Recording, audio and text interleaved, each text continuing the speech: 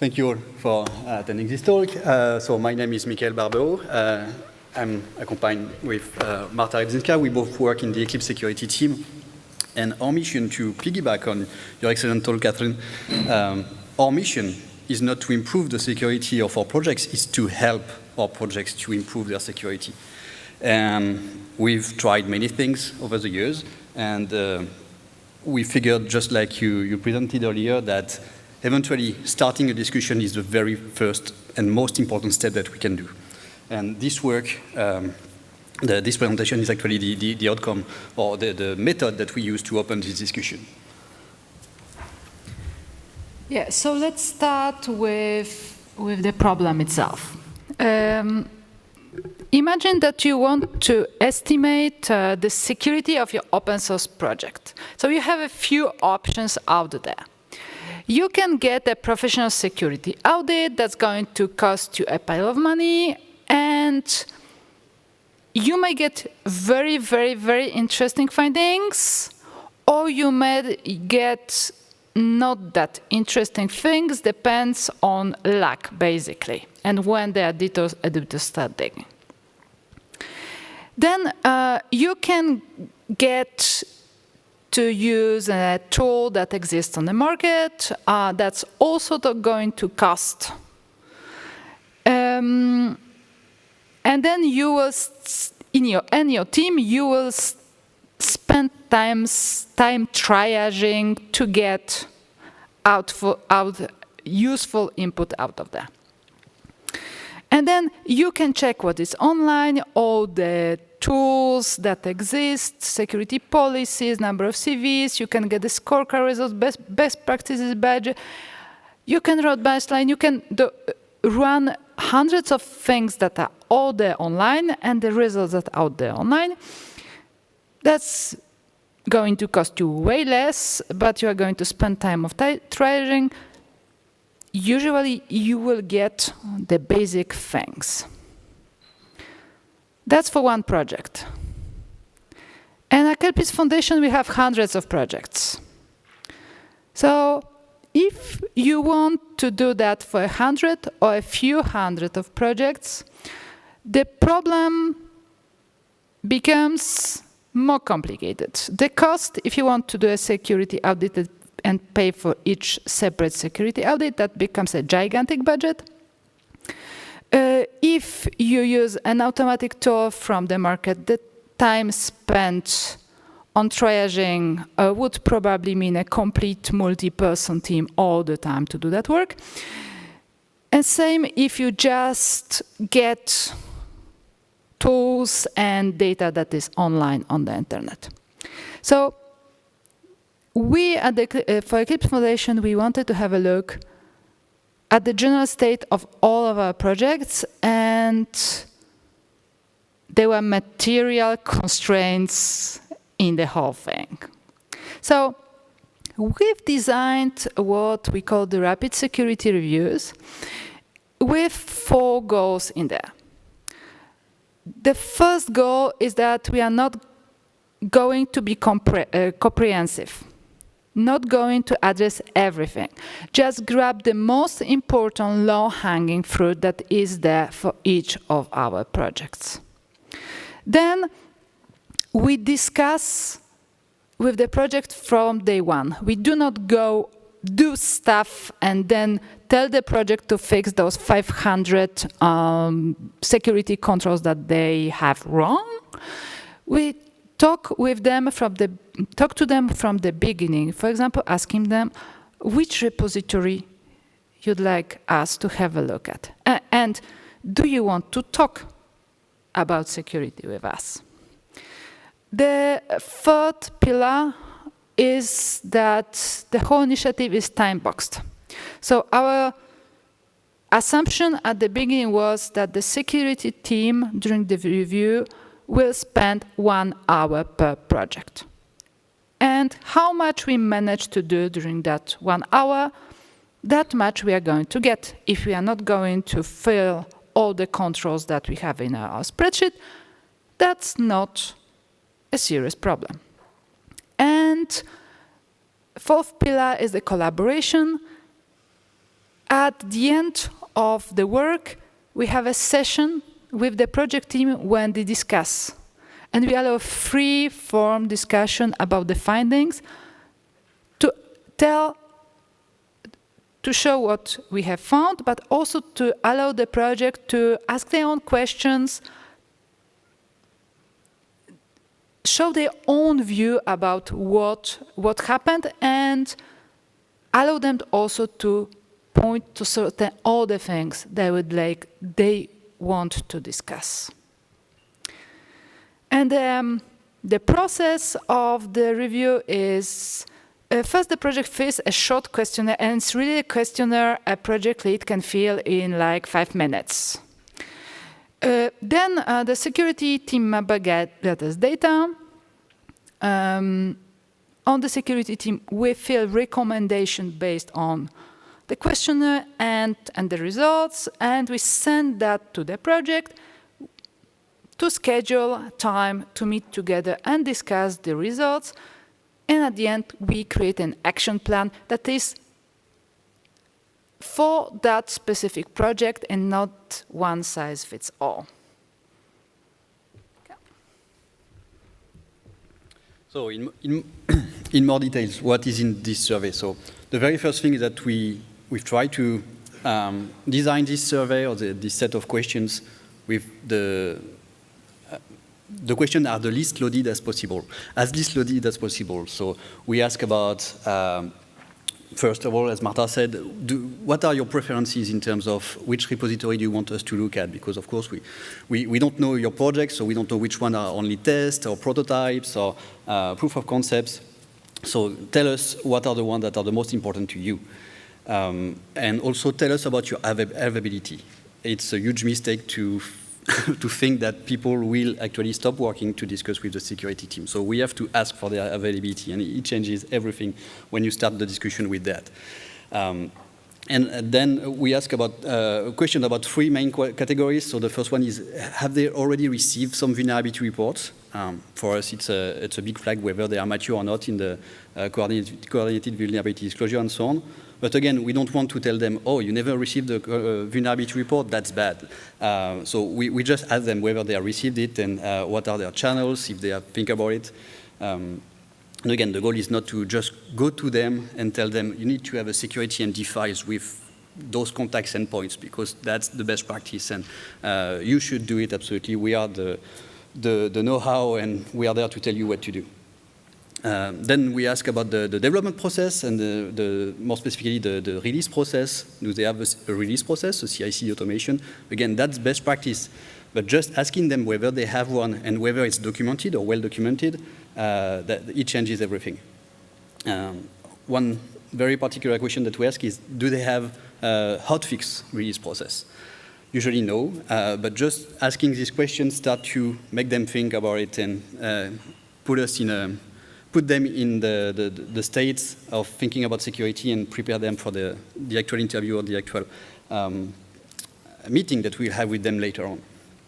And finally, we ask them about their global security processes, the hygiene, or whether they do security reviews or do they have threat modeling and stuff like that.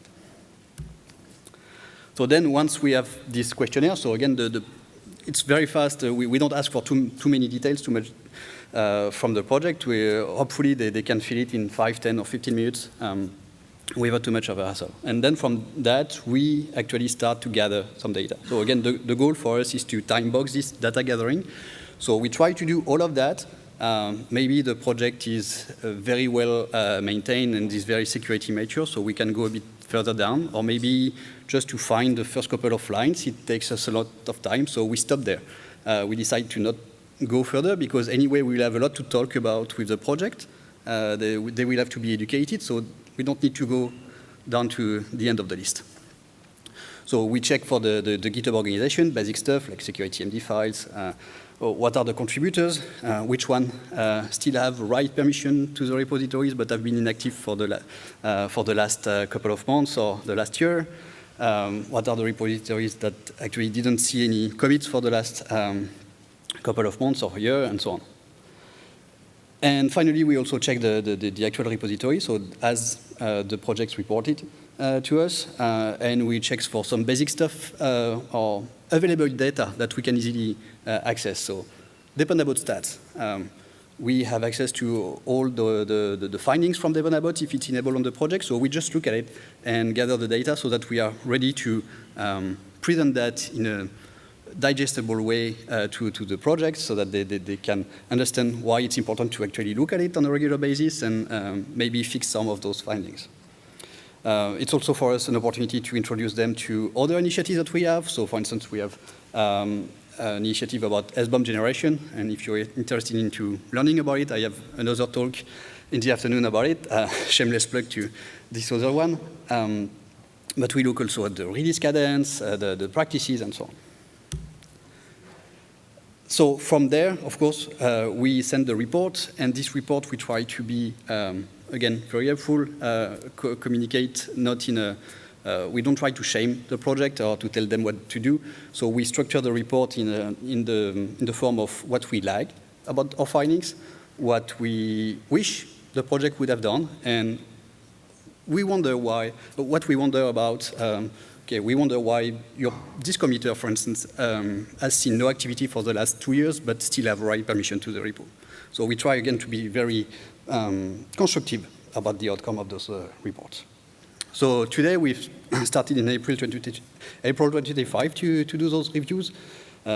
We have selected a bunch of projects. We have about 20 in the pipelines. The results are published as they go, as they come. Once the process is complete, so once the report has been received by the project and they took all the actions that we, both the project and the security team, decided to do, and so far we've published only one of those reports. Actually, it takes a much longer than we were expecting to fix the findings or to actually take actions from our report. But the second one is that the participation, every time it's optional. So every time some projects can refuse to participate and to discuss with us about their security posture. Eventually, we may want to go further once we have ironed out the details and so on, but so far we don't want to impose anything. And if they refuse because they are busy, they are in release time, or they have to deliver new features, they can absolutely refuse. So what are the findings that so far we've got? So the first one is that it's actually very positive feedback from the project. They are happy to have us talk to them and to talk to them in this constructive way, not just to impose new security practices. They are really open to discuss with us, and they're really happy about having those discussions and targeted to their projects. And again, it allows us to talk about other initiatives, so to bring them onto the path of better security. The biggest thing that we found in those projects is that most of them, they don't retire inactive committers. And to us, that's something that we are really careful about, because that's a huge security risk to have people with still right permission. If their account is compromised, nobody will notice. So that's our biggest finding so far, is that most of those projects, they don't maintain the list of maintainers who have right permission. And finally, about the time boxing, we were hoping to really time box those things. We are not that successful in that. We were supposed to spend an hour or two on the data gathering. It's more half a day, and again, the time to release the report is much longer than we were expecting. But we'll get better. So Marta will continue with some mapping with the baseline project that has been released then. Yeah. During the time when we started the initiative, there was also the baseline initiative that is interesting in terms that there are some controls that are very similar to what we are getting through. So we have done the mapping. To fill on one screen, I present you only the level 1 mapping and not the complete one for obvious reasons.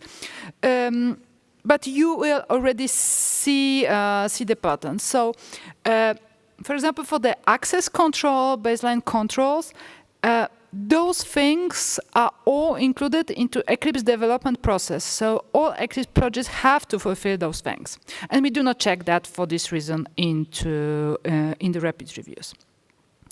Build release, that is mostly, there are many things that are optional for our projects, same for documentation.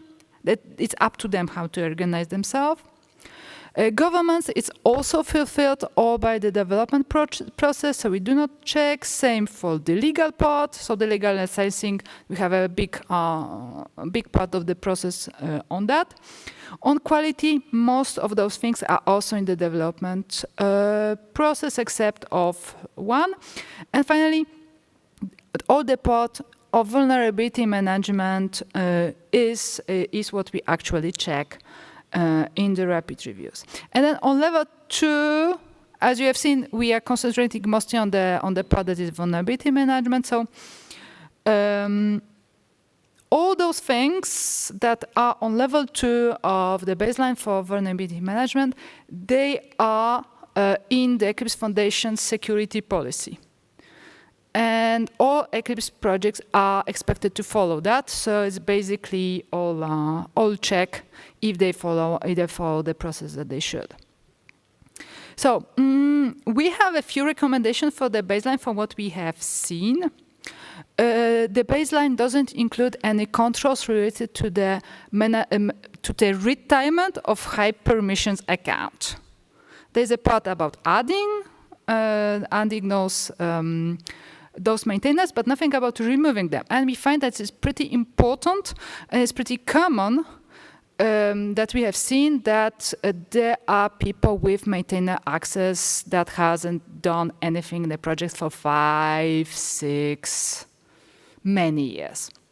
So important, and that's an important thing to take into account, because later we do not know if they still control that account.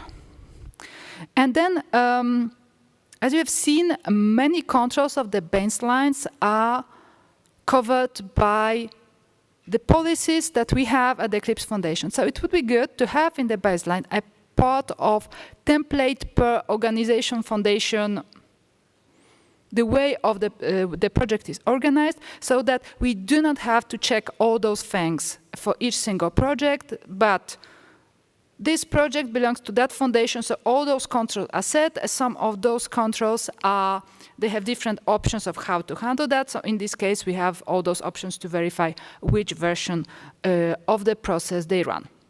So that would make the basement get through way faster than it could be today. So our future work.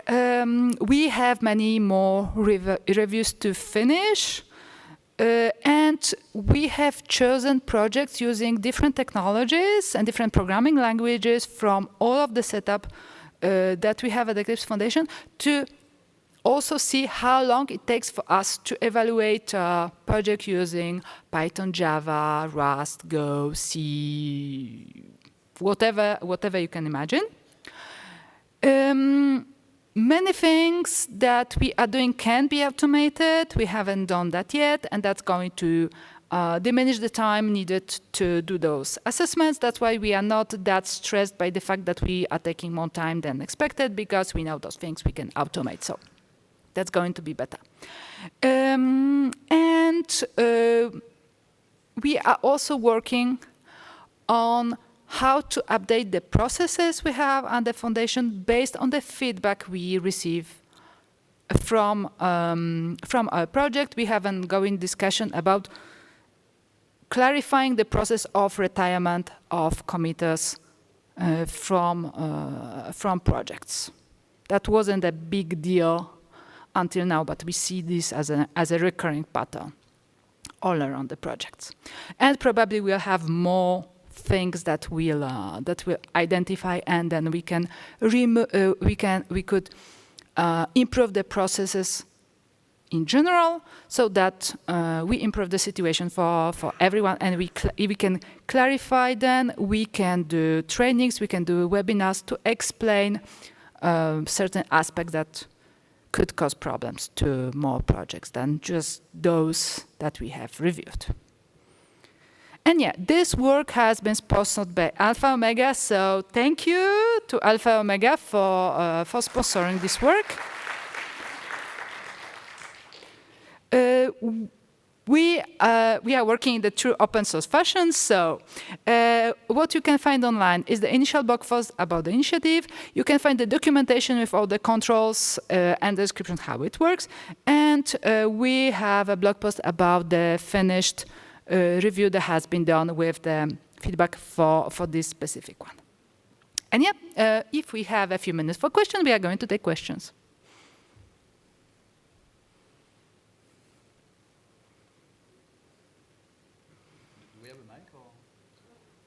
You can repeat the question otherwise. Yeah. We'll repeat the question. Speaking of automation, do you have any ideas how you would automate it? Honestly, since the scorecards first close to me, maybe something else already tried or want to try to Repeat the question. Yeah, so the question is, what are our ideas about automation, basically? There is an OpenSF scorecard. We actually use it, we run it. It gives us some of the indication, for instance, the security MD file and so on, so that we don't have to check for all the patterns that the scorecard project already knows about. But we use other tools. For instance, if the project uses GitHub Actions, we use Zismore, the CI/CD, or a checker, a linter for GitHub Actions that finds some of the nasty vulnerabilities that you can have in GitHub Actions. So we use a bunch of those tools.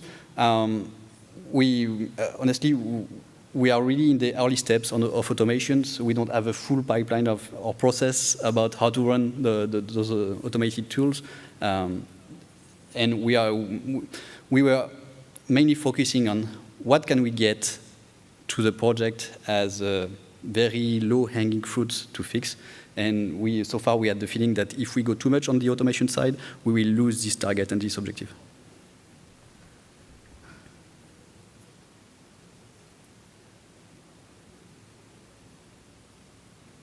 Other question? Thank you so much for your attention. Have a good day.